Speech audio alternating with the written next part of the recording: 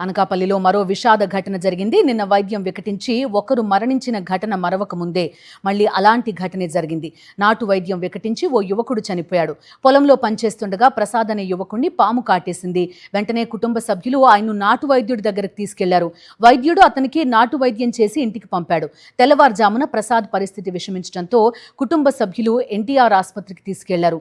అప్పటికే అతను మరణించినట్టు వైద్యులు నిర్ధారించారు. నిన్న ఆనందపురం గ్రామానికి చెందిన ఈశ్వరరావు అనే వ్యక్తి చికిత్స కోసం ఆర్ఎంపీ వైద్యుడి దగ్గరకు వెళ్లాడు. డాక్టర్ ఇంజెక్షన్ ఇచ్చిన కాసేపటికే ఈశ్వరరావు మరణించాడు. కుటుంబ సభ్యులు పోలీసులకు ఫిర్యాదు చేశారు. పూర్తి సమాచారం అందిస్తారు మా కరెస్పాండెంట్ అనిల్. అనిల్, చెప్పండి.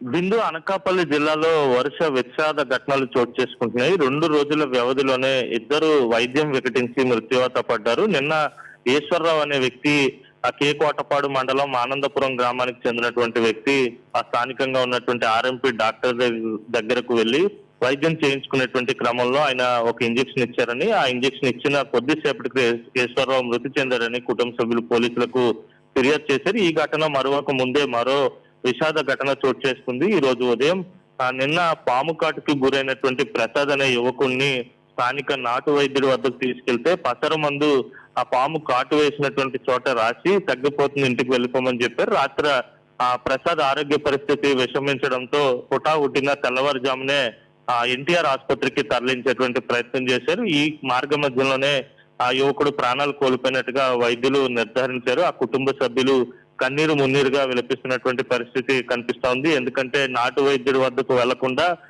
ఆసుపత్రికి వచ్చిండుంటే తమ కుమారుడు దక్కేవాడని తల్లిదండ్రులు విలపిస్తున్నటువంటి సందర్భం అందరినీ కలిసివేస్తుంది. మొత్తంగా చూస్తే వేరు వేరు గ్రామాల్లో వైద్యం వికటించి వీరిద్దరూ కూడా చనిపోవడం అనకాపల్లి జిల్లాతో పాటు చుట్టుపక్కల ఉన్నటువంటి గ్రామాల్లో తీవ్ర విషాద ఛాయలు అలుముకున్నటువంటి సందర్భం కనిపిస్తోంది. వైద్యుల పర్యవేక్షణ, అధికారుల పర్యవేక్షణ కూడా అత్యంత అవసరం అనే వాదన కూడా బలంగా వినిపిస్తోంది.